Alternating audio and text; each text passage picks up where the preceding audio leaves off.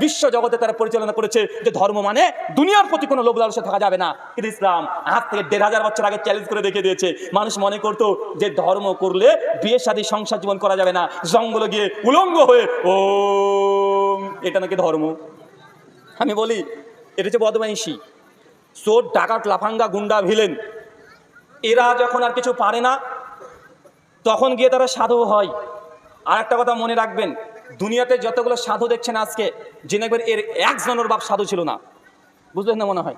আজকে যতজন সাধু দেখছেন না, এ বড় বড় সাধুত্ব ভাব নিয়ে নিয়েছে, আমি অমুক বাবা, আমি অমুক বাবা, সাধু হয়ে গেছে বড় বড় সাধু। জেনে একবার বাপ জীবনে সাধু ছিল না। কেন? ওর বাপ যদি সাধু হয় তাহলে ও তো জন্মাতই না, কারণ সাধু হলে তো বিয়েই করবে না।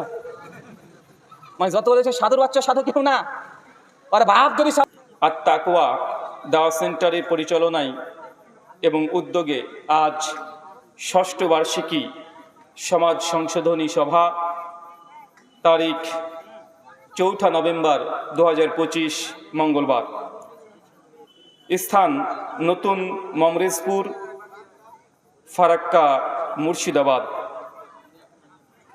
আজকের এই আলোচনা সভাটিকে সফল করার জন্য যারা সার্বিক দিক দিয়ে সাহায্য এবং সহযোগিতা করেছেন তাদের প্রত্যেকের নাম স্বতন্ত্রভাবে নিয়ে শুকরিয়া আদায় করা সম্ভব নয়। তারপরেও যারা অর্থ, শ্রম, অক্লান্ত পরিশ্রম, দোয়া এবং পরামর্শ দিয়ে আজকের এই আলোচনা সভাটিকে সফলতার জন্য সাহায্য সহযোগিতা করেছেন, আল্লাহ সুবহানাহু ওয়া তাআলা আপনাদের প্রত্যেকের নেক নিয়াত এবং নেক আমলগুলোকে কবুল করে নাও, সকলে পড়ি আমিন। মহান সত্তা আল্লাহ সুবহানাহু ওয়া তাআলার কাছে দোয়া, এই প্রার্থনা, আল্লাহ সুবহানাহু ওয়া তাআলা আমরা মানুষ, আমরা কম বেশি ছোট বড় ভুল, ত্রুটি বিচ্যুতি, গুনাহ, পাপ, অন্যায় করে থাকি। আজকের এই আলোচনা সভার ওসিলায় আমাদের পেছনের ছোট ছোট গুনাহগুলোকে তুমি ক্ষমা করে দাও, সকলে পড়ি আমিন। সম্মানিত সুধী, সকাল 10টা থেকেই বিভিন্ন রকমের কর্মসূচি আজকের এই সমাজ সংশোধনী সভার পরিচালনায় সংঘটিত হয়েছে। বাদ মাগরিব থেকে বিভিন্ন আলোচক পবিত্র কোরআনুল করিম এবং হাদিসে মুবারাকা থেকে অনেক গুরুত্বপূর্ণ আলোচনা আপনাদের সামনে পেশ করেছেন। আজকের এই আলোচনা সভার মধ্যম লগ্নে আপনাদের সামনে উপস্থিত হয়েছি। আগে থেকে ঘোষণা করা হয়েছে আজকে যে বিষয়ে গুরুত্বপূর্ণ আলোচনা হবে, আলোচ্য বিষয় ইসলাম ধ্বংসের পেছনে দায়ী কারা। আলোচ্য বিষয় ইসলাম ধ্বংসের পেছনে কারা দায়ী বা দায়ী কারা। এ বিষয়ে গুরুত্বপূর্ণ আলোচনা করার পূর্বেই একটা কথা বলতে চাই, আসলে ইসলামকে ধ্বংস করা সম্ভব নয়। ধ্বংস করা সম্ভব? ইসলামকে অনেক মানুষ বিকৃত করে, ধ্বংস করা সম্ভব নয়। কেন? কোরআনুল করিম সূরা আলী ইমরান সূরা নম্বর 3 আয়াত নম্বর 19 আল্লাহ সুবহানাহু ওয়া তাআলা জানিয়ে দিয়েছেন, ইন্নাদ দীনা ইনদাল্লাহিল ইসলাম। আল্লাহর কাছে একমাত্র জীবন ব্যবস্থা, সিস্টেম অফ ম্যানেজমেন্ট, সেটা হচ্ছে ইসলাম। আর এই ইসলাম প্রসঙ্গে আল্লাহ সুবহানাহু ওয়া তাআলা বলছেন কোরআনুল করিম সূরা তওবা সূরা নম্বর 9 আয়াত নম্বর 34, সূরা সাফ আয়াত নম্বর 8 এবং 9 আল্লাহ বলছেন, হুয়াল্লাযী আরসালা রাসূলাহুল বিল হুদা ওয়া দীনিল হক লিইয়ুযহিরাহু আলা দীনি কুল্লি ওয়ালাউ কারিহাল মুশরিকিন। যে তিনি সে মহান সত্তা আল্লাহ সুবহানাহু ওয়া তাআলা, যিনি সত্য দিন সহকারে, সত্য দিন, দিনুল হক, একদম বিশুদ্ধ খাঁটি সত্য ধর্ম নিয়েই মুহাম্মদ রাসূলুল্লাহ সাল্লাল্লাহু আলাইহি সাল্লামকে এই দুনিয়াতে প্রেরণ করেছে। দুনিয়ার যতগুলো মতবাদ, যতগুলো ইসলাম, যতগুলো দর্শন আছে, সমস্ত দর্শন, মতবাদ, ধর্মের ওপরে দিন ইসলামকে আল্লাহ সুবহানাহু ওয়া তাআলা বিজয় দেবেনই দেবেন, মুশরিকরা যতই তা অপছন্দ করুক। কথা কি বুঝতে পারলেন? আল্লাহ সুবহানাহু ওয়া তাআলা দিন ইসলামকে এমনভাবে কমপ্লিটভাবে পাঠিয়েছেন, এটা শুধুমাত্র ধর্মকে চ্যালেঞ্জ করে না। অনেক মানুষ মনে করে যে ইসলাম হচ্ছে সমস্ত ধর্মের মধ্যে শ্রেষ্ঠ ধর্ম। এ কথা সঠিক নয়। ইসলাম হচ্ছে গোটা বিশ্ব জগতের যতগুলো ইসলাম আছে, যতগুলো মতবাদ আছে, যতগুলো রিলিজিয়ন আছে, যতগুলো থিওলজি আছে, যত অন্টোলজি আছে, যত রাজনীতি আছে, সমাজনীতি আছে, অর্থনীতি আছে, সব দিক দিয়ে ইসলাম শ্রেষ্ঠ নয়, শুধু একমাত্র ধর্ম। কথা বুঝতে পারলেন? আমি এই জন্য বারবার বলি, ইসলামকে শ্রেষ্ঠ এই শব্দ বললে অনেকটা ইসলামের প্রসঙ্গে আল্লাহ সুবহানাহু ওয়া তাআলা যে গুণাগুণী দিয়েছেন এটাকে একটু ত্রুটি মনে হয়। কেন? মানে শ্রেষ্ঠ আমরা শব্দ কখন বলি? যেটা আমি বলি যে ভাইজান 5 জন আছে আপনাদের এলাকাতে, এই 5 জনের মধ্যে সব মানুষগুলো ভালো, তবে এই ব্যক্তি সবচেয়ে বেশি ভালো, গুড, বেটার, বেস্ট আমরা বলি কি বলি না? একজন ভালো, তার চেয়ে ভালো, অনেক বেশি ভালো। যখন আপনি ইসলামকে শ্রেষ্ঠ ধর্ম বলছি, তখন তার মানে আমরা পরোক্ষভাবে এটা স্বীকার করে নিচ্ছি যে পৃথিবীতে অনেকগুলো ধর্ম আছে, সেগুলো মোটামুটি ভালো, তবে শ্রেষ্ঠ নয়। ইসলাম শ্রেষ্ঠ না, ইসলাম শ্রেষ্ঠের চাইতো অনেক উঁচু। ইসলাম হচ্ছে একমাত্র ধর্ম। কথা কি বুঝতে পারলেন? কথা বোঝা যাচ্ছে? আল্লাহ সুবহানাহু ওয়া তাআলা আমাদেরকে এই কথাটুকু বোঝার তৌফিক দান করে, সকলে বলি আমিন। সম্মানিত শুধু মূলত ইসলামকে ধ্বংস করা যায় না, ইসলামকে বিকৃতি করা যায়। ইসলামের বিভিন্ন তথ্যকে নিয়ে মানুষ বিকৃতি করতে পারে এবং এটা করে এবং করেই চলেছে, আজকে থেকে নয়। অনেক মানুষের মধ্যে ভুল ধারণা এটাও আছে, বিশেষ করে আমরা ইন্ডিয়ান মুসলমান এই প্রশ্নের সম্মুখীন বারবার হই। মিডিয়া বলেন, রাজনৈতিক ব্যক্তিত্ব বলেন, সব জায়গা থেকে মুসলমানদেরকে একটা অভিযোগ করে ডাইরেক্ট যে তোমাদের মুসলমান ধর্ম এসেছে মাত্র 1500 বছর আগে। ভাই বলে কি বলে না? বলে কি বলে না? দেখবেন সোশ্যাল মিডিয়া, এখন সোশ্যাল মিডিয়া এত ভয়ানক প্ল্যাটফর্ম, মানে যে যেখানে এসে যা মন চাইতে বলে দেয়, মানে প্রস্রাব পায়খানা করার মতো করে ফেসবুকে এসে জাতামাতা করে দিয়ে চলে যাচ্ছে। মানুষ বলছে মুসলমান ধর্ম এটা এসেছে 1400 বছর আগে। আমার সঙ্গে একজন পণ্ডিতের আলোচনা হচ্ছিল, উনি আমাকে এই কথা বলছেন, ওনার সঙ্গে অনেক আলোচনা। একটা পর্যায়ে আমাকে বলছেন যে রুহুল আমিন ভাই, আপনাদের কথা সব বুঝতে পারলাম, সব কিছু বুঝলাম এবং মেনে নিলাম যে ইসলাম ধর্ম সব কিছু ভালো, তবে আপনার ধর্ম তো এসেছে 1400 বছর আগে। কত বছর আগে? এবং এটা আমাদের হিস্ট্রি, ইতিহাসের বই পড়ানো হয়। আমি যখন জলঙ্গি হাই স্কুলে পড়তাম, ক্লাস 7-এর ইতিহাস বই পৃষ্ঠা নম্বর 22-এ একথা লেখা হয়েছে যে মুহাম্মদ সাল্লাল্লাহু আলাইহি ওয়াসাল্লাম ইসলাম ধর্মের প্রবর্তক, যিনি নিয়ে এসেছিলেন 1500 বছর আগে। এরকম ইতিহাস পড়ানো হয় কি হয় না? হয়। এই পণ্ডিত উনি আমাকে এই কথাই বলছে। আজকের দিনে রাজনীতির অনেক বক্তারা এই কথাই বলছে যে ইসলাম 1500 বছর আগে এসেছে, তার আগে ইসলামের কোনো অস্তিত্ব ছিল না, কিন্তু তারা আসলে ইতিহাসই জানে না। আমি সে পণ্ডিতকে বলেছিলাম যে পণ্ডিতজি, আচ্ছা আপনি কি মনে করেন বা আপনার কি জানা আছে মুসলমানরা কতগুলো নবী রাসূলে বিশ্বাস করে?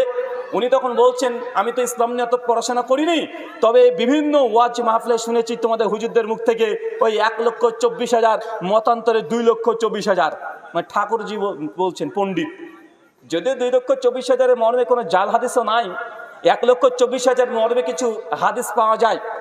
মিশকাত আল মাসাবি হাদিস না 5737, শেখ আলবানী সনদ হাসান বলেছেন, শেখ শুয়াইব আরনাউত রাহিমাহুল্লাহ সনদ যায়েব বলেছেন, হাফেজ জুবার আলী যায়েব রাহিমাহুল্লাহ হাদিসকে যায়েব বলেছেন, ইমাম হাজার যায়েব বলেছেন, শেখ আলবানী বিভিন্ন সনদ থাকার কারণে এদিকে হাসান বলেছেন।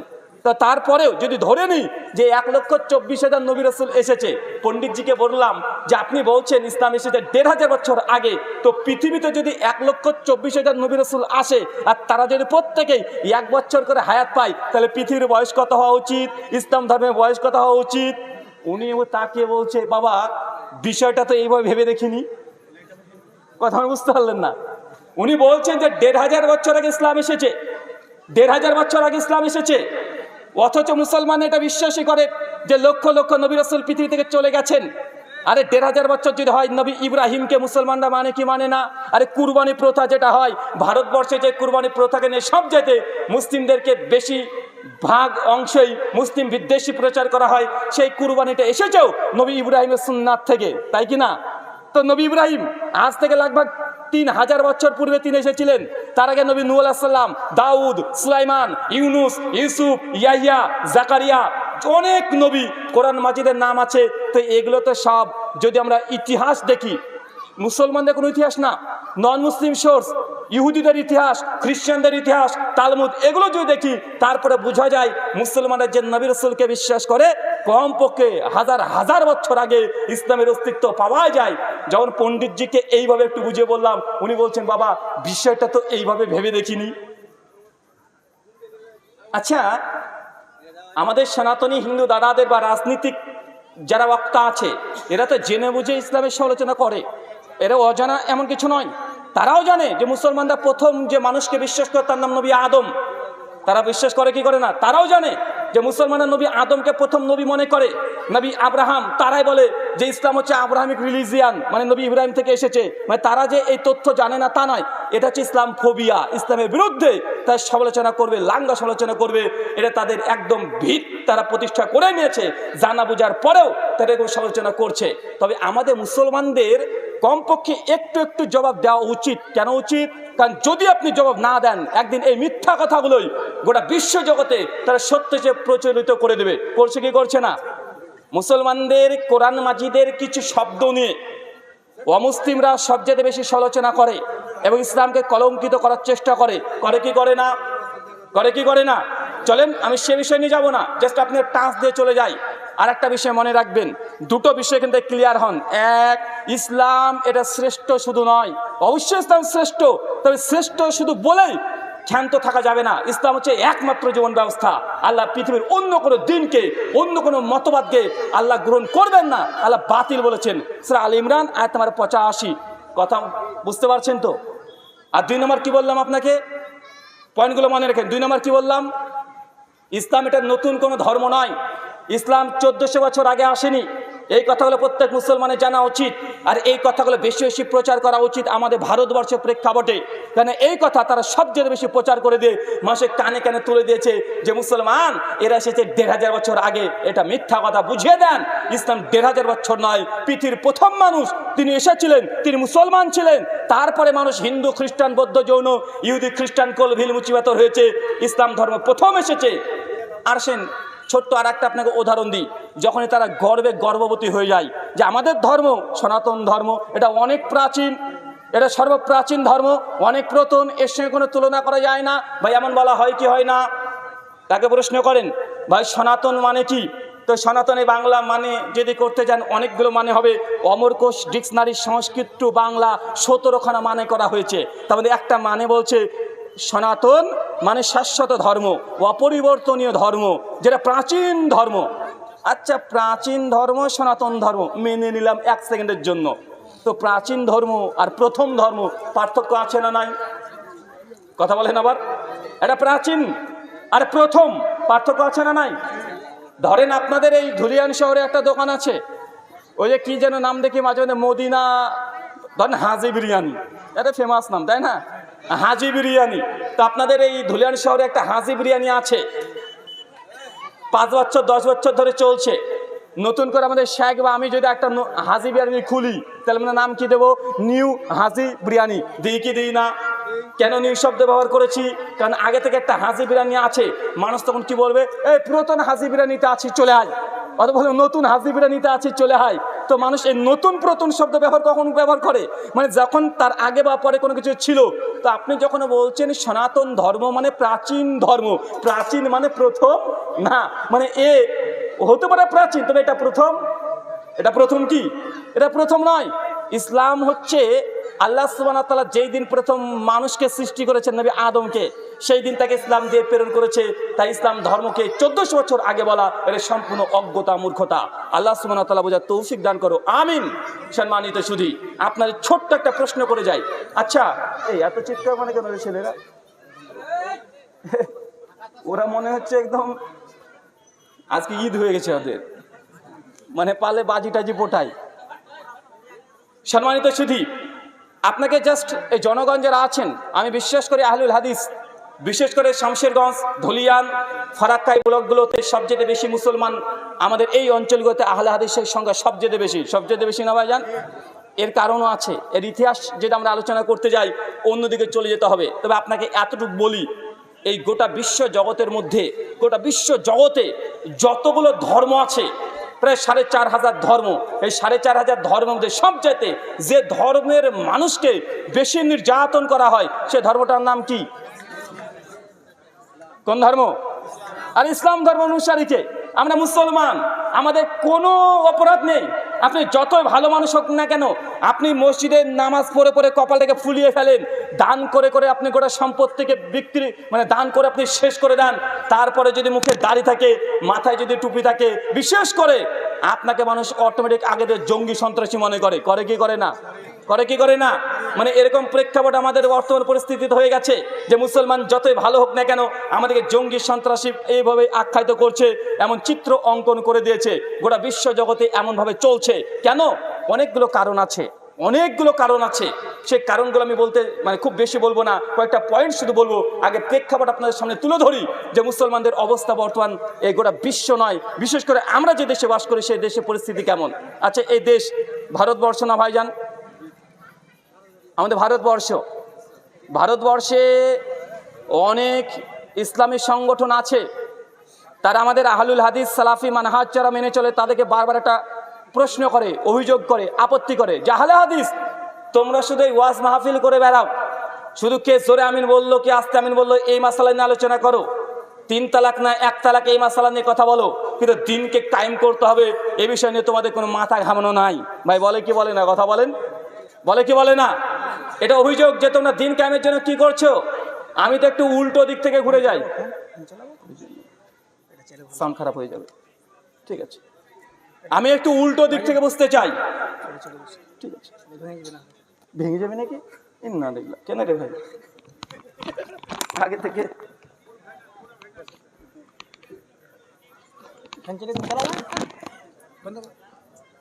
সাউন্ড খারাপ হবে না? স্লো করা যাবে কি? সমস্যা নেই, হ্যাঁ ওইটা দিলে সমস্যা নেই। সম্মানিত সুধী,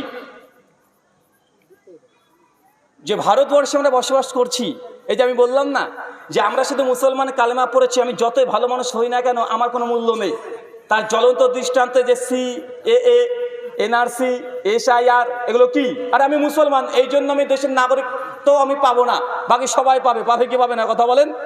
মানে মূলত তারা ইসলামকে টার্গেট করছে। আমি এই জন্য একটা কথা বারবার মনে হয় বলতে গেলেও কথাটা যদিও মানহাজগত দিক থেকে সঠিক নয়, তবে বাস্তব হচ্ছে রিয়েলিটি এটাই যে আমরা গোটা বিশ্ব জগতে মুসলমান আজকে যত দলে ভাগ হচ্ছি, যেন হানাফিরা শাফিদেরকে কাফের বলছে, শাফিরা হানাফিদেরকে কাফের বলছে, দেওবন্দি বেরেলভিকে কাফের, বেরেলভি দেওবন্দিদেরকে কাফের, দেওবন্দিরা আহলে হাদিসদেরকে কাফের, সবাই সবাইকে কাফের বলছে। কিন্তু আমাদের দেশের অমুসলিম যারা আছে আমাদের সবাইকে মুসলমান বলছে। বলছে কি বলছে না? কথা বলেন। মানে আমরা মুসলমান নিজেরা কাউকে মুসলমান স্বীকার করি না, আমরা সবাইকে বলছি কাফের, এ কাফের, ও কাফের, ও কাফের, সবাই কাফের। কোনো না কোনো দল কাউকে না কাউকে কাফের বলছে, কিন্তু যে ইসলামের শত্রু আছে তারা সবাইকে মুসলমান বলছে। মানে তারা আমাদেরকে মুসলমানই মনে করে, আর আমরা একে অপরকে ভাই ভাই, আমরা একে অপরকে কাফের মনে করি। করি কি করি না? আরে একে অপরকে সালাম পর্যন্ত দিই না। আপনাকে এই জন্যই বলেছি যে আমরা এমন পরিস্থিতিতে বসবাস করছি যে শুধুমাত্র আমরা মুসলমান, এই যে নাম মুসলমান দাঁড়িয়ে আছে, এই জন্যই আজকে সবচেয়ে মুসলমান গোটা বিশ্ব জগতে নির্যাতিত, নিষ্পেষিত, লাঞ্ছিত, বঞ্চিত, পদদলিত। অথচ এই দেশ আমাদের দেশ, আমাদের বাপ দাদারা এই দেশকে স্বাধীন করেছিল। আমাদের বাপ দাদারা প্রায় 8 থেকে 900 বছর ভারতবর্ষে রাজত্ব করেছিল না? ভারতবর্ষে প্রথম যখন মুসলমানরা আসে কত খ্রিস্টাব্দে এসেছিলেন বলেন তো? কত খ্রিস্টাব্দ? ভারতবর্ষে প্রথম মুসলমানকে, মুসলিম বা ইসলাম প্রচার কে করেন? প্রথম কে করেছেন জানা আছে? আমাদের ফুরফুরার বড় হুজুর। মানে ওরা তো এভাবে ব্যবসা করছে, তাই না? এই যে আপনাদের ঝাড়খণ্ডের একটা কি আছে বদমাস, মুখের যা ভাষা, খিস্তি খাওয়ার যা দেয়, ওই যে আছে, মানে এমন ভাষা, মানে বাংলাটা বিশুদ্ধ বলতে পারে না, মানে বাংলাও না বিশুদ্ধ বলেন না, হিন্দিটা বিশুদ্ধ বলেন না, উর্দুটা বিশুদ্ধ বলে। মানে কথা বলা, মানে কথা যা বলে 5টা কথা বলে, 3টে গালিগালাজ খিস্তি খাওয়ার দে, মানে ওয়াজ মাহফিলকে গরম করে দেয়। কিছুদিন আগে বলছে যে যদি আমাদের পীর সাহেবরা ভারতবর্ষে না আসতো না, তাহলে এই ভারতবর্ষের মুসলমান যারা মুসলিম দাবি করছে এরা নাকি শিবলিঙ্গের পুজো করতো। ও বেটা চিটিংবাজ, ইতিহাসই পড়েনি। ও যদি জানতো যে ভারতবর্ষে প্রথম কারা ইসলাম নিয়ে এসেছে, তোমার পীর বাবারা নয়, তার বহু পূর্বে ভারতবর্ষ অঞ্চলগুলোতে ইসলাম চলে এসেছে সাহাবিদের মাধ্যমে। কাদের মাধ্যমে? সাহাবিদের মাধ্যমে। যে সাহাবিদেরকে যদি বাধা দেন, আচ্ছা কেরলায় যারা গিয়েছেন, আচ্ছা কেরলাতে সাহাবিদের কবর আছে না নাই? আছে না নাই? আরে কেরলাতে এখন সাহাবিদের কবর আছে, তো তোমার পীর সাহেব কিভাবে ভারতবর্ষে প্রথম ইসলাম নিয়ে এসেছে? আরে ভারতবর্ষে প্রথম ইসলাম এসেছে মুহাম্মদ বিন কাসেমের মাধ্যমে। কার মাধ্যমে? মুহাম্মদ বিন কাসেম 712 খ্রিস্টাব্দে হিজরি অনুযায়ী 92 হিজরি। কত হিজরি? 92 হিজরি। তোমার চিস্তিক, কাদারিয়া, নাকশবন্দিয়া, মুজাদ্দিদিয়া এগুলো তো অনেক পরে, সব 200-300 শতকে। তারা জন্ম 200-300 শতকে, আর তার আগে ভারতবর্ষের 712 খ্রিস্টাব্দে ভারতবর্ষের সিন্ধ অঞ্চলে, বর্তমানে এখন পাকিস্তানের করাচি অঞ্চল, দেওয়াল বন্দর, ওই অঞ্চলে প্রথম মুহাম্মদ বিন কাসেম ভারতবর্ষে এসেছিলেন। রাজা দায়রের সঙ্গে যুদ্ধ করেছিলেন, ওই অঞ্চল থেকে তিনি বিজয় লাভ করেছিলেন। এরপরে দিল্লিতে মুসলমানরা প্রবেশ করে আস্তে আস্তে মোহাম্মদ গাজনবী, তিনি 17 বার তিনি ভারতবর্ষে এসেছেন। এরপরে 1011 খ্রিস্টাব্দের পর মুসলমান চলে আসলেন। আমাদের এই যে মুর্শিদাবাদ, বিহার, পাটনা, বাংলাদেশের নওগাঁ, চাঁপাইনবাবগঞ্জ, ওইদিকে কক্সবাজার, এই সবগুলোতে কত খ্রিস্টাব্দে মুসলমানরা এসেছে? এখতিয়ার উদ্দিন মোহাম্মদ বখতিয়ার খিলজি প্রথম বাংলা আর বিহার অঞ্চলে প্রথম তিনি এসেছিলেন। কত খ্রিস্টাব্দে? 1204 খ্রিস্টাব্দে। কথা বুঝতে পারছেন? এটা আমাদের এই অঞ্চলের ইসলামের প্রবেশের ইতিহাস, এগুলোকে ভুলে গেলে চলবে না। আর এই দেশের মাটিতে মুসলমানরা প্রথম এসেছে, আর আমার নবীর জবান দিয়ে ভারতবর্ষের নামও এসেছে।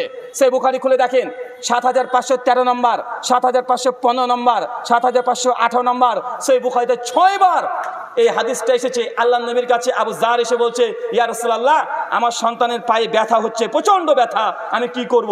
আমার নবী তখন বলছেন যে তুমি ভারতবর্ষের চন্দন কাঠ এটাকে ব্যবহার করো, কারণ এই চন্দন কাঠে, ভারতের চন্দন কাঠে 7 ধরনের রোগের প্রতিষেধক আছে। কয় ধরনের? আল্লাহ নবী হিন্দ শব্দ ব্যবহার করেছে, ভারতবর্ষের চন্দন কাঠের প্রশংসা করেছে, নবীর জবান দিয়ে আমার দেশের নাম উল্লেখ করা হয়েছে। আচ্ছা, যতগুলো হাদিসের গ্রন্থ আছে, সবচেয়ে শ্রেষ্ঠ হাদিসের গ্রন্থের নাম কি? সহিহুল বুখারী, তাই তো? আচ্ছা, জানেন সেই বুখারীতে ইমাম বুখারীর একজন উস্তাদ, মশহুর উস্তাদ, সেই বুখারীতে কমপক্ষে 300 খানা হাদিস আছে। ইমাম বুখারীর উস্তাদ নাম হচ্ছে সাঈদ বিন কুতাইবা আল বাগনানী রাহিমাহুল্লাহ। তিনি ভারতবর্ষের মানুষ ছিলেন। ইমাম বুখারীর উস্তাদ, সেই বুখারী, মুসলিম, আবু দাউদ, তিরমিজি, ইবনে মাজাহ, নাসাই, সবগুলোতে 6টা হাদিসের গ্রন্থে তার হাদিস আছে, এবং 6 গ্রন্থের উস্তাদের নাম হচ্ছে আবু সাঈদ কুতাইবা আল বাগনানী। ইনি কোথাকার মানুষ? ইনি হচ্ছেন আমাদের ভারতবর্ষের মানুষ। যদিও ভারত এখন ভাগ হয়ে যাওয়ার কারণে এখন আফগানিস্তানের মধ্যে পড়ে গেছে, কিন্তু তিনি আফগানিস্তানের মানুষ। অথচ ইমাম বুখারী রাহিমাহুল্লাহর উস্তাদ, কমপক্ষে 300 খানা হাদিস বুখারীর মধ্যে আছে। ভাই, আমরা মুসলমান, এই ভারতবর্ষের সঙ্গে নবীর জামানা থেকেই সম্পর্ক অটুট ছিল, প্রথম থেকেই। ইতিহাসে পাওয়া যায়, তারিখে দামেস্কের মধ্যে আছে, আমাদের আয়েশা যখন অসুস্থ হয়েছিলেন, সেই সময় ভারতবর্ষ থেকে কিছু মেডিসিন, ঔষধ প্রেরণ করা হয়েছিল আরবে। আমাদের আয়েশা রাদিয়াল্লাহু আনহাকে ওই বিষয়ে চিকিৎসার জন্য অনেকগুলো ঘটনা পাওয়া যায়। ভারতের সঙ্গে আরবের সম্পর্ক নবীর জামানা থেকেই আছে, সাহাবীদের মাধ্যমে ভারতবর্ষে চলে এসেছে ইসলাম। আর যারা আমাদেরকে আজকে ভারতবর্ষে বলছে যে মুসলমান তোমরা ভারতবর্ষকে ভালোবাসো না, ভারতবর্ষের মুসলমানকে বলছে এরা জঙ্গি, সন্ত্রাসী, বেটারা জানে না মুসলমান এই দেশে জন্মগ্রহণ করেছে, যদি মারাও যায় তাদের রক্ত, তাদের শরীর মাটি হয়ে ভারতবর্ষে মাটির সঙ্গে বিলীন হয়ে যাবে। মুসলমান প্রত্যেক দিন ভারতবর্ষে মাটিতে 5 বার সিজদা দেয়, মাথা নুয়ে দেয়। বেটা তুমি কয়বার দাও? তুমি তো মদঘোর মাতাল, আছে না? নাই কথা বলেন।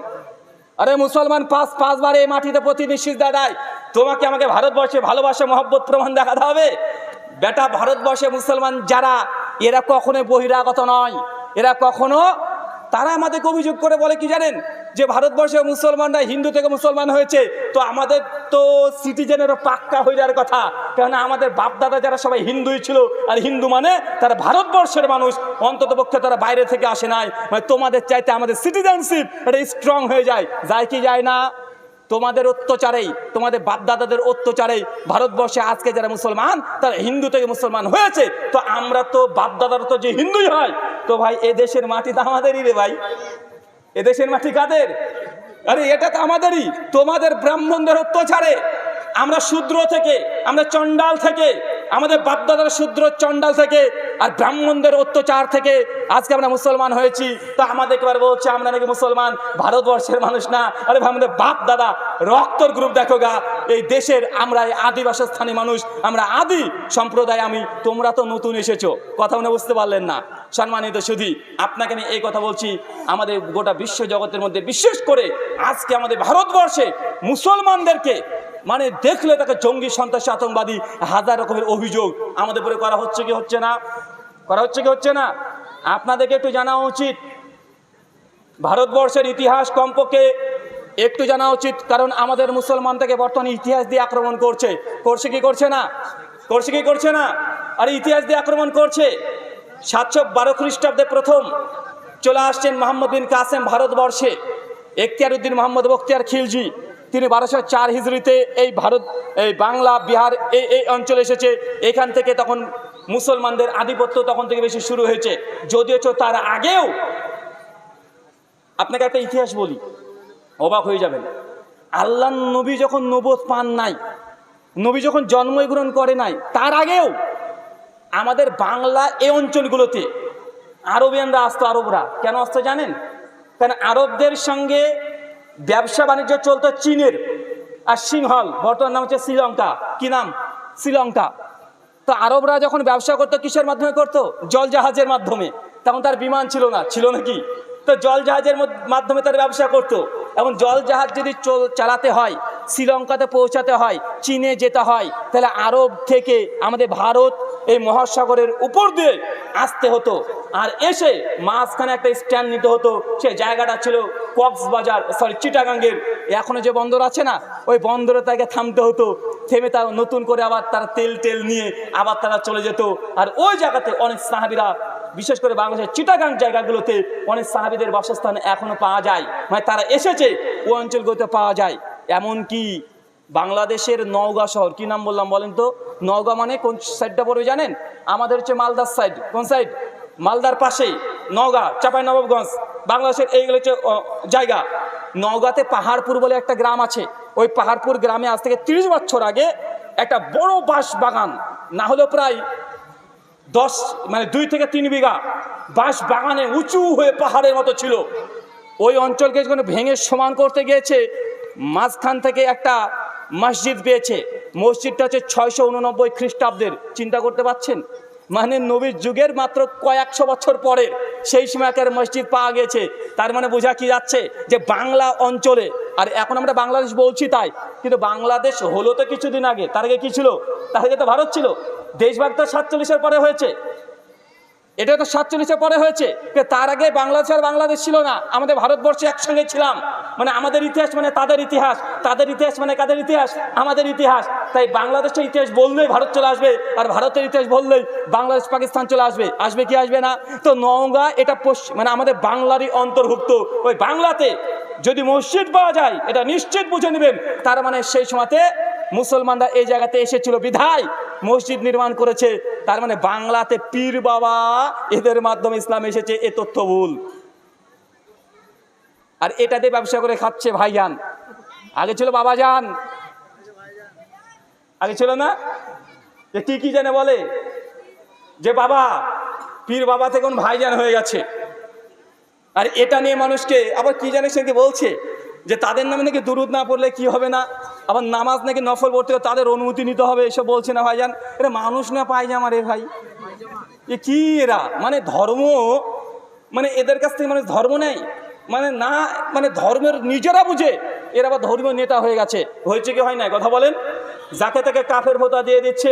মানে এই অটো তালাক, বউ তালাক, মানে এই যে চলছে মুসলমানদের মধ্যে, মানে এদের যা পরিস্থিতি, আল্লাহ সুবহানাহু ওয়া তাআলা আমাদেরকে ক্ষমা করো, আমিন। সম্মানিত শুধু ইসলাম বা মুসলিমদের বিরুদ্ধে শত্রুতা বা এটা ধ্বংসের পেছনে 2 শ্রেণীর মানুষ সবচেয়ে বড় দায়ী।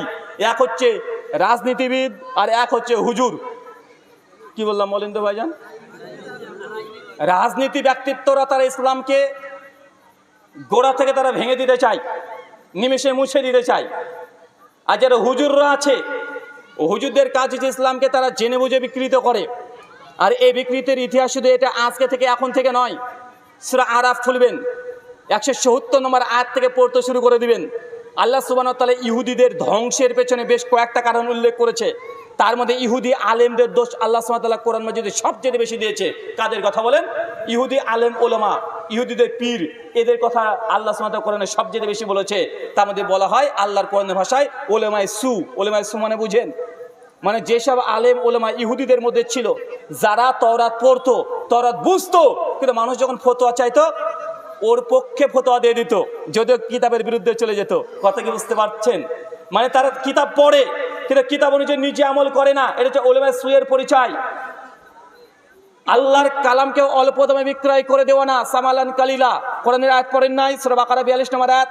এটা আল্লাহ কাদেরকে উদ্দেশ্য করে বলেছে? উলামায়ে সু, ইহুদি ওলামাদেরকে বলেছে যে যুগে যুগে এরকম আলেম ওলামা আছে যারা শুধু মানুষের জনসংখ্যার পক্ষে কথা বলা, ধনী ব্যক্তিদের পক্ষে কথা বলা, দেখছে যে এই ব্যক্তির পক্ষে কথা বলে পকেটে কিছু ঢুকবে, ফতোয়া তখন ওর দিকে দিয়ে দেওয়া, এমন আলেম আছে না নাই? আছে না নাই? কথা বলেন। এতে দরবারি আলেম যুগে যুগে আছে। ইংরেজদের পক্ষে তারা ফতোয়া দিয়েছে যে ইংরেজদের বিরুদ্ধে যুদ্ধ করা যাবে না, জিহাদ করা যাবে না। আবার কেউ কেউ কথাই বলেছে যে अंग्रेज के साथ लड़ाई करके क्या फायदा, खिजिर को तो हम अंग्रेज के साथ में पा रहा हूँ। वो जो इंग्रेजদের সঙ্গে লড়াই করে কি লাভ? আরে স্বয়ং খিজির আলাইহিস সালামকে তো ইংরেজদের কাতারে দেখতে পাচ্ছি। এমন ফতোয়ার অভাব আছে নাকি? কারা ফতোয়া দিয়েছে বলে দেবো? উলামায়ে হিন্দ কাশানদার মাঝি, 4th খণ্ড 240 পৃষ্ঠা। আমাদের হানাফি দেওবন্দীদের ফতোয়া সেই সময় ছিল যে ব্রিটিশদের সঙ্গে যুদ্ধ করে লাভ নাই, বরং তারা বলছে যে আমরা তো খিজির আলাইহিস সালামকে ইংরেজদের পক্ষে পাচ্ছি, তাই যুদ্ধ করার দরকার নেই, জিহাদ করার দরকার নেই। কিন্তু আজকে তারাই আবার আমাদের আহলে হাদিস সমাজকে বলছে আমরা নাকি ইহুদি খ্রিস্টানের দালাল। ভাই বলে কি বলে না? কথা বলেন। এই জন্য আমি বলি এরা যে চোরের মায়ের বড় গলা। ভারতবর্ষের মাটিতে স্বয়ং যাদের বিরুদ্ধে লড়াই করেছি, আহলে হাদিস যাদের বিরুদ্ধে জিহাদ করেছে, তারাই যদি সাক্ষী দেয় যে ভারতবর্ষের মধ্যে ওয়াহাবি বলে যে ফিরকা, এরা হচ্ছে আমাদের সবচেয়ে বড় দুশমন, সবচেয়ে বড় শত্রু। যারা ইংরেজ তাদের লেখা ইতিহাস পড়ে দেখেন, ভারতবর্ষের আমাদের লেখা ইতিহাস পড়ার দরকার নেই। তা যাদের বিরুদ্ধে যুদ্ধ করেছে তারাই তো বলবে তাদের শত্রুকে। ভাই বলবে কি বলবে না? কথা বলেন। তো তারাই যদি স্বীকার করে নেয়, উইলিয়াম হান্টার ইতিহাস লিখতে গিয়ে বলছে যে ভারতবর্ষে ইংরেজদের বিরুদ্ধে সব চাইতে তাদের রাস্তায় প্রতিবন্ধকতা সৃষ্টি করেছে তারা হচ্ছে এই ওয়াহাবি, আহলে হাদিস, মুহাম্মাদি, এই নামগুলো এসেছে। মানে আহলে হাদিসের নাম এক এক সময় এক এক রকম তারা দিয়েছে। কখন বলেছে ওয়াহাবি, কখন বলেছে ফারাজি, কখন বলেছে মুহাম্মাদি, কখন বলেছে আহলে হাদিস। আহলে হাদিস নামটা খুব তারা কম ব্যবহার করতো। পরবর্তী সময় বাটালবি, হোসেন বাটালবি রাহিমাহুল্লাহ, তিনি বলেছেন এইসব নামগুলো দেখে আমাদেরকে ডাকার দরকার নেই, আমরা হচ্ছে আহলুল হাদিস, আমাদেরকে আহলে হাদিস পরিচয় দেওয়া হোক। আর আজকের দিনের কিছু আবার মোল্লা আছে, কাঠমোল্লা, ওরা বলছে দেখো আহলে হাদিস নামটা হোসেন বাটালবি ইংরেজদের কাছ থেকে নিয়েছে। আরে ভাই নিয়েছে না রে ভাই? যদি ওটা বলতে যাই, দারুল উলুম দেওবন্দ রেজিস্ট্রেশন হয়েছে কার আমলে? ইন্দিরা গান্ধীর আমলে। বড় মুমিনা নাকি? যদি ব্রিটিশদের কাছ থেকে রেজিস্ট্রেশন আহলে হাদিস নামটা হয়, ফর সেক অফ আর্গুমেন্ট ধরেই নিলাম আসলে হয়েছে সেই সময়। আর হয়েছে কেন? কারণ তারা তো রাজত্বে আছে। রেজিস্ট্রেশন করতে হলে তো তাদেরকে চাপদার করতে হবে কি হবে না? কথা বলেন। তো যেই সময় তার দারুল উলুম দেওবন্দ 1866-তে প্রতিষ্ঠা হয়, 100 বছর যখন পূর্তি হলো, দারুল উলুম দেওবন্দের প্রধান অতিথি কে ছিল? মানি না সেই সময়কার ভারতবর্ষের প্রধানমন্ত্রী ইন্দিরা গান্ধী 100 বছর পূর্তির সময় এসেছিল। আর দারুল উলুম দেওবন্দের রেজিস্ট্রেশন করা হয়েছে কার আমলে? আরে ব্রিটিশদের আমলে। কার কাছ থেকে রেজিস্ট্রেশন দেওয়া হয়েছে? ব্রিটিশ, ইংরেজদের কাছ থেকে। তো তোমাদেরকে এবার ইংরেজদের দালাল বলবো নাকি? আরে বেরলভি প্রতিষ্ঠা হয়েছে 1856-তে। কত? 56, 1856। সেই সময় কাদের রাজত্ব চলছে? ব্রিটিশদের, ইংরেজদের। তো তোমাদেরও রেজিস্ট্রেশন হয়েছে মাদ্রাসা ইংরেজদের। কিন্তু দেখেন অভিযোগ করছে আমাদের, আরে ভাই একটা কথা প্রচলিত বাংলাতে আছে যে যে চালুন, বোঝেন তো চালুন? আরে চালুন আবার ছুঁচের ফুটো খুঁজে, বুঝেন না মনে হয়? চালুন ছুঁচের ফুটো খুঁজতে এসেছে। আরে ছুঁচের তো একটা ফুটো, আর চালুন আবার ছুঁচকে বলছে কিরে ভাই তোর পিছনে কেন ফুটো রে? আরে ওর যে লাখ লাখ ফুটো, এটা দেখার মানে ও দেখেও না দেখার ভান করছে। এমন মানুষ আছে না নাই? আছে না নাই? আপনাকে আমি এই জন্য বলেছি, দুটো যুগ যুগ ইসলামের তীব্র সমালোচনা, নিন্দা, ইসলামকে বিকৃত করার জন্য দুই শ্রেণীর মানুষ সবচেয়ে বেশি বড় কাজ করেছে। এক, শাসক শ্রেণী, সেই ইমাম আহমেদ বিন হাম্বল থেকে শুরু করে দেন। সেই সময় থেকে ইমাম আহমেদ বিন হাম্বলকে জেলখানে বন্দি রেখেছিল। কেন? শুধু কোরআন মাজিদ এটা আল্লাহর কালাম, এটা কি মাখলুক না আল্লাহর সিফাত? এটা কি মাখলুক, আল্লাহর সৃষ্টি না আল্লাহর একটা সিফাতের অন্তর্ভুক্ত? এটা নেই। ইমাম আহমেদ বিন হাম্বল রাহিমাহুল্লাহকে জেলখানাতে বন্দি রেখে দিয়েছিল। ইমাম মালিককে জেলখানাতে বন্দি রেখেছিল। প্রত্যেক যুগেই যতগুলোই ইমাম আছে, মুহাদ্দিসগণ আছে, ফোকাহগণ আছে, সবাইকে শাসকরাই নির্যাতন করেছিল, করে নাই? ইমাম বুখারীকে দেশ থেকে বিতাড়িত করা হয়েছে, বুখারী টিকতে পারে নাই। আর ইমাম বুখারী তো বাদ দেন, স্বয়ং নবী মুহাম্মদ সাল্লাল্লাহু আলাইহি সাল্লাম তাকেই সেই সময়কার আলেম ওলামারা তেড়েছে। আবু জাহেল কি আলেম ছিল না? আবু জাহেলের নাম কি ছিল? আবুল হাকাম ও জ্ঞানীর পিতা ও আলেম, সেই সময়কার আরবদের মধ্যে অনেক বড় আলেম, যদিও তার ইলম বা জ্ঞান ছিল বাতিলের ওপরে। আল্লাহ নবী আলাইহিস সালামের বিরুদ্ধে তারা তীব্র নিন্দা সমালোচনা করেছে। নবী ঈসা আলাইহিস সালামের বিরুদ্ধে সবচেয়ে যারা ঝাঁপিয়ে পড়েছিল তারা কারা? ইহুদি ওলেমারা নবী ঈসার বিরুদ্ধে তারা সবচেয়ে ক্ষিপ্ত বেশি হয়েছিল। ঈসা আলাইহিস সালামকে হত্যা করার জন্য ফন্দিও করেছিল, যেগুলো একাধিক ঘটনাতে আমরা জানেন। আমি তার জন্য দুটো কথা বলেছি আগেই, যে গোটা বিশ্ব জগতে ইসলামকে নয় সত্যকে বিকৃত করার জন্য এক শাসক শ্রেণী আর দুই হচ্ছে আলেম শ্রেণী সবচেয়ে বেশি দায়ী। আলেম শ্রেণীদের মধ্যেও আছে টাকার লালসা, আছে না নাই? আছে না নাই? আল্লাহ সুবহানাহু ওয়া তাআলা বলছেন কোরআনুল কারীম সূরা তাওবা সূরা নম্বর 9 আয়াত নম্বর 34, আল্লাহ সুবহানাহু ওয়া তাআলা বলছেন ইয়া আইয়ুহাল্লাযীনা আমানু ইন্না কাসীরাম মিনাল আহবারি ওয়া রুহবান। আল্লাহ বলছেন হে বিশ্বাসীগণ, ইয়া আইয়ুহাল্লাযীনা আমানু, হে বিশ্বাসীগণ, ইন্না কাসীরাম মিনাল আহবারি, নিশ্চয় এই মানুষদের মধ্যে যারা বৈরাগ্য পোষণ করেছে, বৈরাগ্য মানে বুঝেন, মানে আপনার ভাষাতে পীর সাহেব, যারা পীর, আহবার এবং রুহবান এবং এক শ্রেণীর আলেম যারা কিতাবের উপরে জ্ঞান রাখে, এই দুই শ্রেণীর মানুষরাই মানুষকে অন্যায়ভাবে আল্লাহর পথ থেকে তারা বিচ্যুত করে দেয় শুধুমাত্র কিছু টাকা পয়সার জন্য। আল্লাহ সুবহানাহু ওয়া তাআলা পবিত্র কোরআন মাজিদে জানিয়ে দিয়েছেন যে আমাদের সমাজে কিছু আলেম শ্রেণী আছে, আলেমদের মধ্যে এক শ্রেণী আছে ইলমওয়ালা আর একজন আছে সাধুওয়ালা। সাধুওয়ালা বুঝেন না? আছে না নাই? একটা সুফি কোয়ালিটির প্রথম থেকে আছে, বৈরাগ্য, যাদের জ্ঞান নাই কিন্তু আল্লাহকে পেতে চায়, এই জন্য ন্যাংটা হয়ে ধ্যান করে, আছে না নাই? মানুষ আগে মনে করত ধর্ম মানে দুনিয়াকে মূল্য দেওয়া যাবে না, মানুষের এটা সেন্স। এই জন্য এখনো দেখবেন গ্রাম বাংলায় যদি শোনেন এই হুজুরের বিয়ে, হ্যাঁ হুজুর বিয়ে করবে, মানে আকাশ থেকে পড়ে যে হুজুর আপনার ছেলে কটা? আমার ছেলে তো 6টা গো। আরে বাবা, রে বাবা, হুজুরের 6টা? মানে মানুষের একটা সেন্স বা এটা একটা মানে প্রচলিত হয়ে গেছে, হুজুর মানুষ বিয়ে করবে কেন রে? আরে এত দুনিয়াদার হবে কেন? 6টা? মানে এটা মানুষের একটা ধারণা হয়ে গেছে, মানে মানুষের ব্রেনের মধ্যে, মস্তিষ্কের মধ্যে এটা অটোমেটিক ইনস্টল হয়ে গেছে। হুজুর মানে বিয়ে করবে না, হুজুর মানে সংসার জীবন করবে না, হুজুর মানে ভালো পোশাক পরা যাবে না, হুজুর মানে গরুর গাড়ির হেডলাইট লাগাতে হবে, মানে 4 চাকা চালানো যাবে না, হুজুর মানে এত বারবার রঙিন রঙিন পোশাক কেন পরবে, হুজুর মানে বেশি স্টাইল করা যাবে না, হুজুর মানে কাঁচা ঘরে থাকতে হবে, পাকা ঘর দেওয়া যাবে না, হুজুর মানে ও ভিক্ষা করে খাবে, মানুষের যে হাত পাতবে, এটা হচ্ছে হুজুর। একটু যদি যে দেখে যে স্মার্ট হুজুর, আবার কেমন হুজুর রে, বা আছে না নাই কথা বলে, আবার যদি শুনে মানে সবচেয়ে টেনশনে পড়ে যে হুজুরের 3-4টে বাচ্চা দেখলে। কেননা মানুষের কাছে এটা একসময় খ্রিস্টানদের কাছ থেকে এসেছিল। খ্রিস্টানদের মধ্যে ক্যাথলিক যারা, একটা সময় ইউরোপ কান্ট্রিগুলোতে তারা জান্নাতের সার্টিফিকেট বিক্রি করতো, জানেন না? ইতিহাসে পড়েননি? ক্যাথলিক চার্চ কেন তারা বলতো, আর ঈশ্বরকে যদি পেতে চান তা দুনিয়ার মোহে, দুনিয়ার প্রেমে আচ্ছন্ন হলে ঈশ্বরকে পাওয়া যাবে না, এই যে দুনিয়াকে ভুলে যেতে হবে, যা আছে সব বিক্রি করে দাও, বিক্রি করে দিয়ে ঈশ্বরের রাস্তায় দান করে দাও। সেই জন্য আজ থেকে 600 বছর আগে ক্যাথলিক চার্চে ইউরোপ কান্ট্রিগুলোতে যত খ্রিস্টান ছিল তাদের সয় সম্পত্তি সবগুলো একদম চার্চের নামে করে দিয়েছিল, আর তারা সবাই সাধু সন্ন্যাসী জীবনযাপন করতে শুরু করে দিয়েছে। আর সেই সময় থেকে বিশ্ব জগতে তারা পরিচালনা করেছে যে ধর্ম মানে দুনিয়ার প্রতি কোনো লোভ লালসা থাকা যাবে না।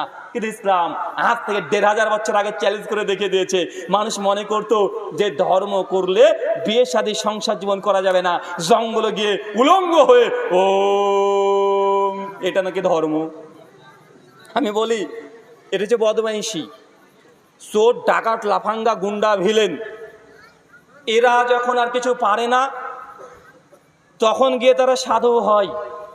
আর একটা কথা মনে রাখবেন, দুনিয়াতে যতগুলো সাধু দেখছেন আজকে, জেনে একবার এর একজনের বাপ সাধু ছিল না, বুঝলেন না? মনে হয় আজকে যতজন সাধু দেখছেন না, এ বড় বড় সাধুত্ব ভাব নিয়ে নিয়েছে, আমি অমুক বাবা, আমি অমুক বাবা, সাধু হয়ে গেছে, বড় বড় সাধু। জেনে করে বাপ জীবনে সাধু ছিল না। কেন?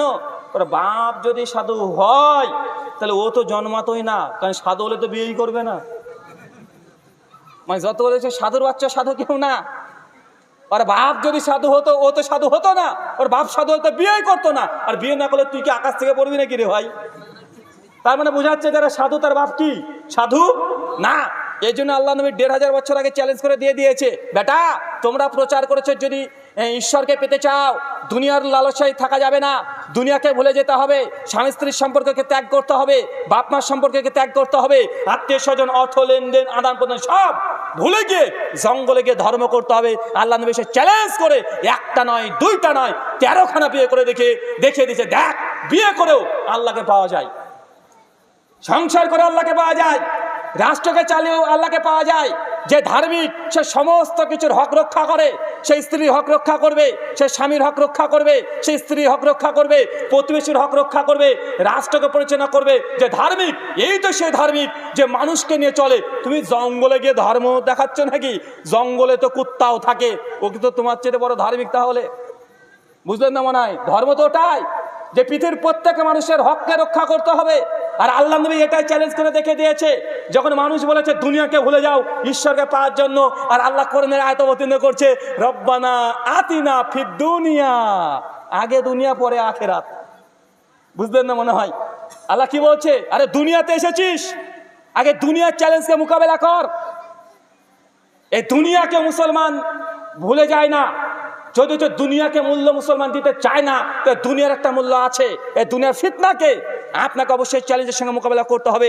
তাই দুনিয়া ভুলে যাবেন, সমাজ ভুলে যাবেন, রাষ্ট্র ভুলে যাবেন, পরিবার ভুলে যাবেন। ইসলাম এই টিচিং এই শিক্ষা দেয় নাই। এটা গোটা বিশ্ব জগতের ধর্মের কপালে এটা থাপ্পড় মারা, এবং ইসলাম এটা যে একমাত্র দিন এটা তার একটা প্রমাণ। এই শুধুমাত্র বিয়ে। আল্লাহ নবী বিয়েকে নিয়ে এত কঠোর হলেন কেন? যে নবী বলছেন নিকাউ মিনাস সুন্নতি ফামান রাগিবা সুন্নতি ফালাইসা মিন্না, বিয়ে করা আমার সুন্নাত। যার সামর্থ্য আছে বিয়ে করে না সে আমার উম্মতের অন্তর্ভুক্ত না। নবী এত বড় কথা বলেন বিয়ে নিয়ে কেন? কারণ বিয়ে নিয়ে এই ফ্যান্টাসি আগে থেকে ছিল। ধার্মিক মানে বিয়ে করবে না, ধার্মিক মানে সন্তান হবে না, ধার্মিক মানে সমাজের কোনো দায়িত্ব থাকবে না, ধার্মিক মানে কোনো কেনা বেচা কিছু করবে না। দেখবেন কিছু কিছু মানুষ আছে যারা বৌদ্ধ, গৌতম বুদ্ধ এসেছে 2500 বছর আগে। সেই সময়তে বৌদ্ধদের মূল থিওলজি তাদের অন্টোলজি হচ্ছে এটাই যে তারা ভিক্ষুক, তারা ইনকাম করবে না, কাছে ভিক্ষাও চাইবে না, মানুষের সামনে গিয়ে থাকবে আর বাড়িতে গিয়ে বলবে মা তোমরা কি কিছু রান্না করেছো তোমাদের খাবার, যদি করে থাকো শুধু এতটুকু বলবে, চাইবেও না। কথা বুঝতে পারলেন না ভাইজান? কেন? তারা সংসারকে ত্যাগ করে দিয়েছে, তারা সংসারকে ত্যাগ করে দিয়েছে, পৃথিবীর মোহকে তারা মানে হৃদয় থেকে বের করে দিয়েছে। আর ওই সময়তে আল্লাহ সাল্লাল্লাহু নবী মুহাম্মদকে পাঠাচ্ছেন এবং বুঝাচ্ছেন, দেখ ধর্ম বিয়ে করেও পড়া যায়, বিয়ে করেও আল্লাহওয়ালা হওয়া যায়, সংসার পালন করেও সংসার ধর্ম পালন করে আল্লাহওয়ালা হয়ে যায়। তার জন্য একটা দুইটা নয়, তিনি 11 থেকে 13টা বিবাহ করে দেখিয়ে দিয়েছেন যে হ্যাঁ গোটা বিশ্বের ধর্মকে এটাও একটা চ্যালেঞ্জ। নবী এমনি বলেননি এই কথাটা। আল্লাহ সুবহানাহু ওয়া তাআলা আমাদের বোঝার তৌফিক দান করো, আমিন। শেখ চলে এসেছে, তিনি আলোচনা করবেন ওয়ামা আলাইনা ইল্লাল বালাগ। সুবহানাকাল্লাহুম্মা ওয়া বিহামদিক ওয়া আশহাদু আল্লা ইলাহা ইল্লা আনতা আস্তাগফিরুকা ওয়া আতুবু ইলাইক। আসসালামু আলাইকুম ওয়া রাহমাতুল্লাহি ওয়া বারাকাতুহু। আসসালামু আলাইকুম ওয়া রাহমাতুল্লাহি। জি না ঠিক আছে।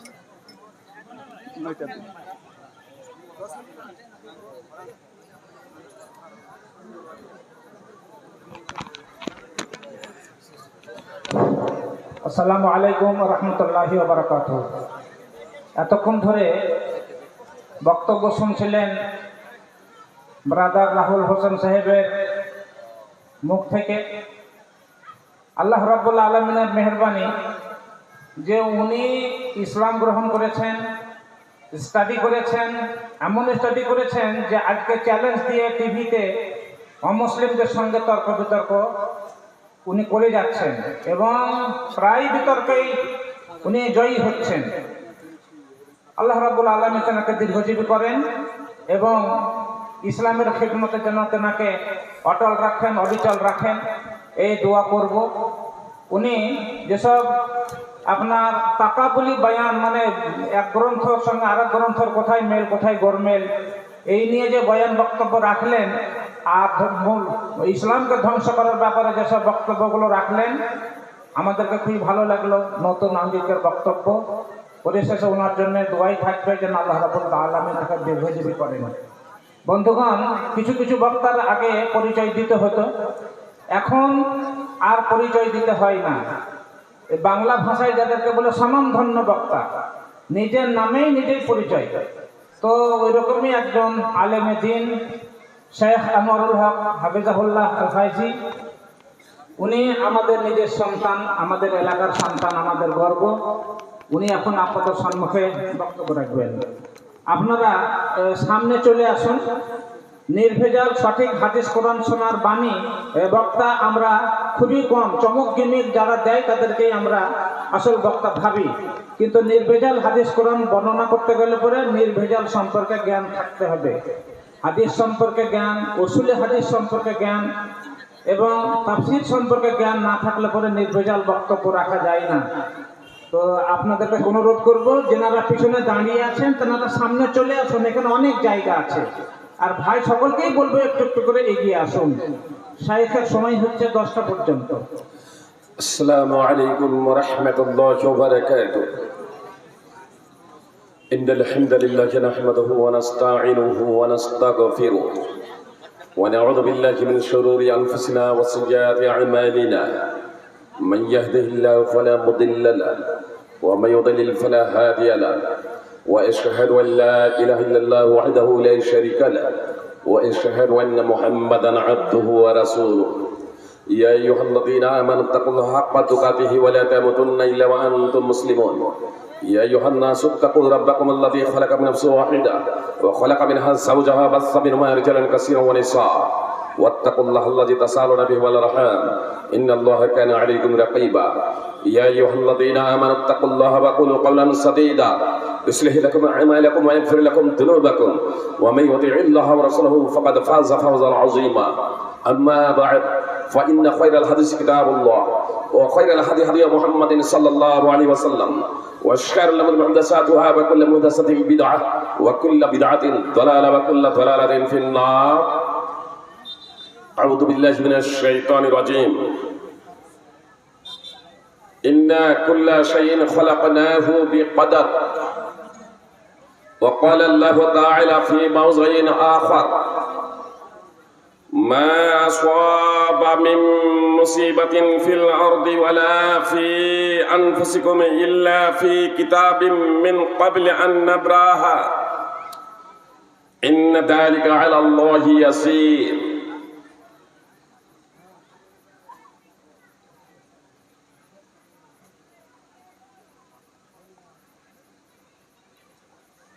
সভার সুযোগ্য সভাপতি সাহেব,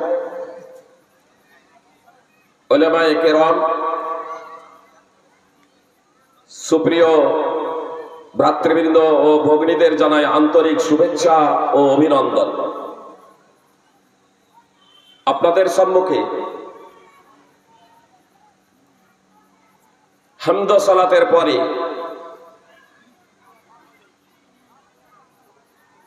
পবিত্র কোরআন থেকে দুটি আয়াত তেলাওয়াত করেছে। ইনশাআল্লাহ তার সম্মুখে রেখে কিছু কথা পরিবেশন করবো। ওয়া তৌফিকি ইল্লা বিল্লাহ।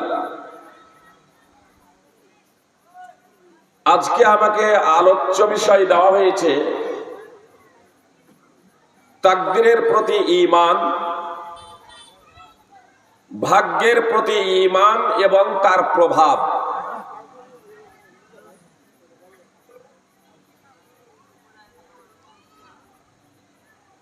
যদিও এটি ইসলামের একটি রুকন, ইসলামের 6টি রুকন আছে। ইসলামের ঈমানের 6টি রুকন আছে, ইসলামের 5টি রুকন।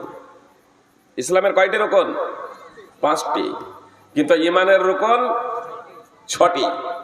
ঈমানের ভিত্তি 6টি বিষয়ের উপরে।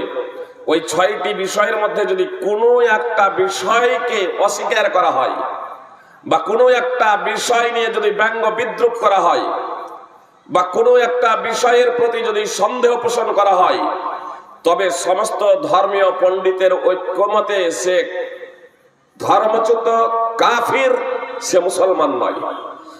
ওই অবস্থায় যদি তার মৃত্যুবরণ হয় তাহলে চিরতরে নরকে, অগ্নিকুণ্ডে, জাহান্নামে জ্বলতে থাকবে, শাস্তি ভোগ করতে থাকবে।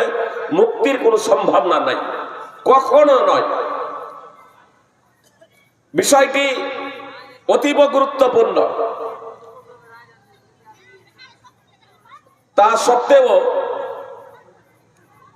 এ বিষয় নিয়ে আমাদের সমাজে আলোচনা খুব কম করা হয়। প্রথম পাঠ আলিমান বিল্লাহ, তারপরেও এই আলিমান বিল্লাহতে অনেক মুসলমান